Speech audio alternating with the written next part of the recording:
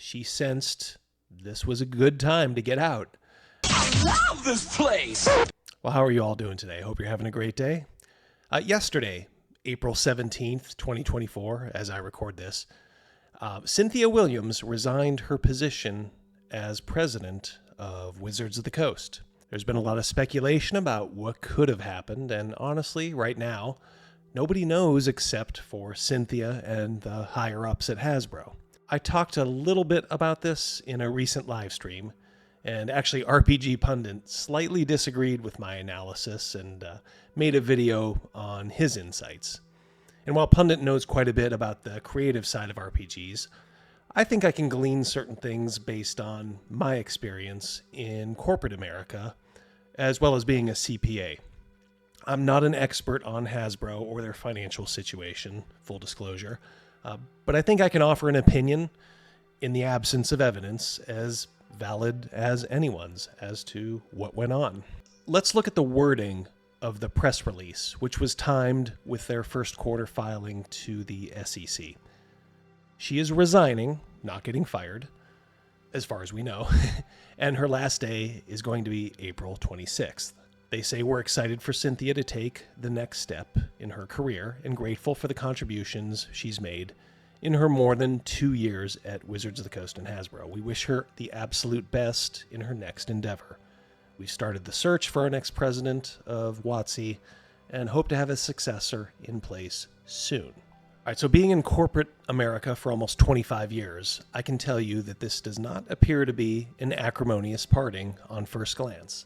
I've seen acrimonious partings, and they're worded much terser and would not usually include that first sentence, especially about them being excited about her taking her next step.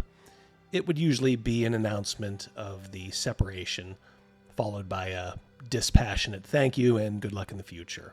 Now, one of the things Pundit mentioned in his video, and I'll link to it, by the way, in the description to this one, is what he calls a 30% decline in sales under her watch, which would be, of course, catastrophic.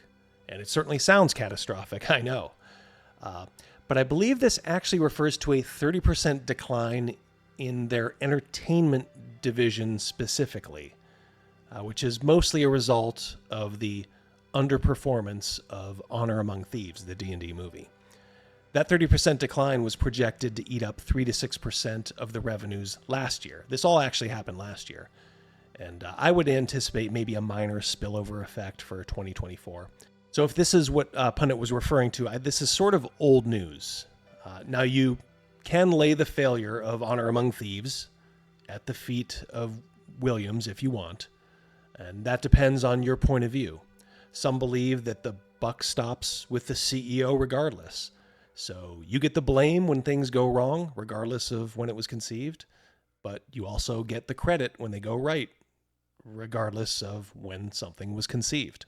Her tenure certainly had its share of negatives, which we all know about. The OGL fiasco was a complete disaster. The optics of sending Pinkerton detectives to recover magic cards that were sent out too early to a YouTuber. Sales of recent D&D releases have been very soft, and there was a botching of the release of the book and deck of many things, which I believe was supposed to take place over the holiday, and they had trouble cutting the cards. Another kind of disaster, and honestly, that does not bode well for Cynthia, because that was probably entirely conceived on her watch. And as I said earlier, the D&D movie really did underperform. However, she did have some successes under her belt too. Baldur's Gate 3 was a huge success. Even though this was well underway before her reign, it was rolled out right in the middle of it. I know it's not always fair, but like politicians taking credit for an economic recovery that was started under their predecessor, so too do CEOs take credit for projects that come out on their watch. It ain't fair, but that's just the way it is. If you're going to strip her of the credit for Baldur's Gate 3, you also have to strip her of the blame for Honor Among Thieves, which was also being developed before she took over. And honestly, there's also Monopoly Go, which is technically under the Wizards of the Coast umbrella. And that has been a massive hit and moneymaker for Hasbro. this little game could actually end up as the biggest feather in her cap. Now, Cynthia also oversaw the purposeful digitization of D&D. Many of us old school fans who were purposely pushed away in droves don't really understand this. But from a dollars and cents perspective, it might be the right call for the type of audience Wizards of the Coast wants for their flagship game. Printing and shipping books is expensive, and Hasbro is not as beholden to history or nostalgia as we may be. If they can reduce costs and increase their profits by pushing their virtual tabletop subscriptions and PDFs of the upcoming rulebooks, they'll do it. Now, Pundit did have a good point in that it appears the VTT won't be ready for the new edition launch, which will certainly hurt. I'm sure they're figuring out ways to lure people to them when it does come online. Still, this is honestly probably a black mark for her. Now, I did hear some people speculate that the first quarter was disastrous, and that's why she's being pushed out. That does not usually happen. Quarterly results can be skewed, and unless it shows a massive bungling of something that is unrecoverable, a board of directors is probably not going to act on a first quarter financial statement. If you look at last year's results, they were slightly disappointing, but not the disaster you may think. Revenues were actually up, despite the impairment in their entertainment division, but profit was flat when compared to the prior year. This is something that they had projected back in August of last year, and it pretty much ended up coming true. While not great, those results do not get a female CEO or president fired in corporate America in 2024. Fired or kind of pushed out the door, so to speak. They just don't. It might lead to closer watching, more concrete goals, directives to improve the bottom line. And guess what? Wizards of the Coast has laid off a lot of people, and that will probably help their profit for the year-end 2024. I also believe Cynthia got some slack too because D&D 5e is at the very end of its life cycle. They can reason that the softening sales are due to that fact and not because of the terrible quality of the products, which is the more likely reason in this case. And again, she would have to take some credit for that because she oversaw personnel under her watch, and the cupboards at Wizards of the Coast creatively are as empty as they could possibly be.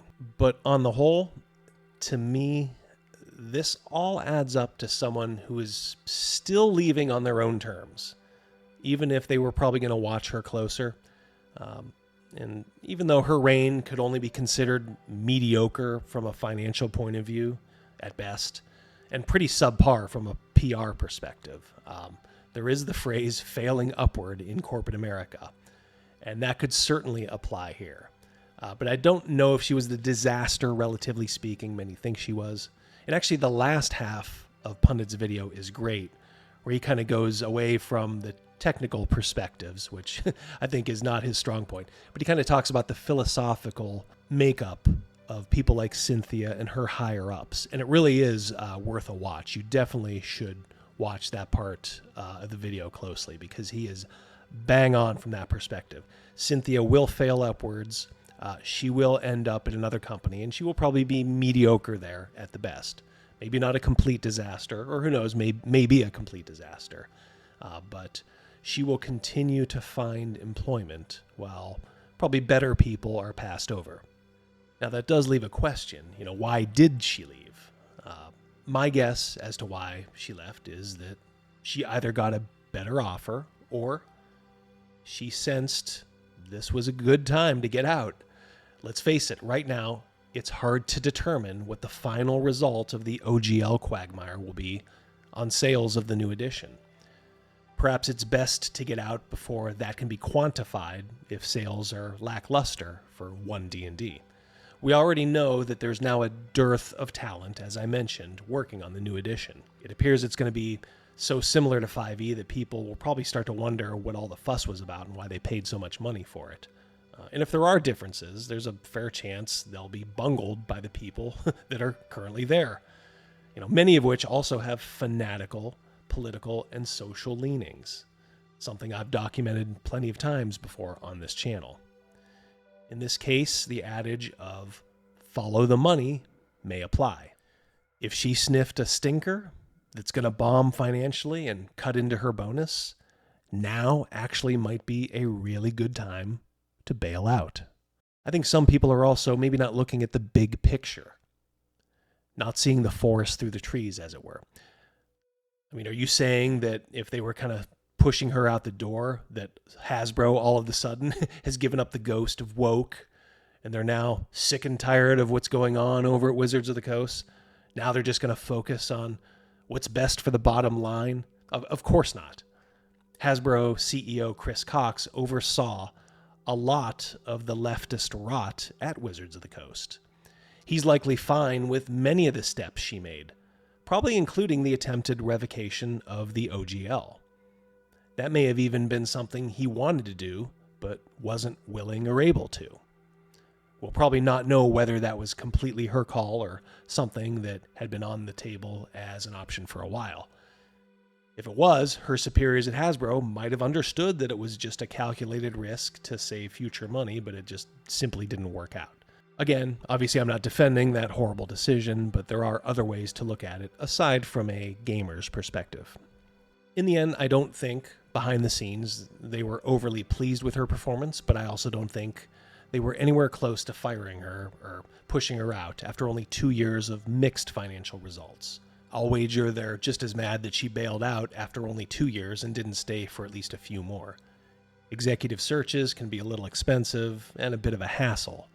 It's kind of an unwritten rule that unless you have terrifically overperformed and are on your way up, or you've miserably underperformed and a change needs to be made, that you're going to give your company at least 5 years in the C-suite before moving on.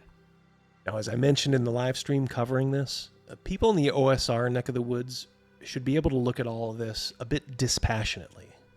Whether Chris Cox, Cynthia Williams, or Gordon Gekko is in charge, we know what they think of D&D.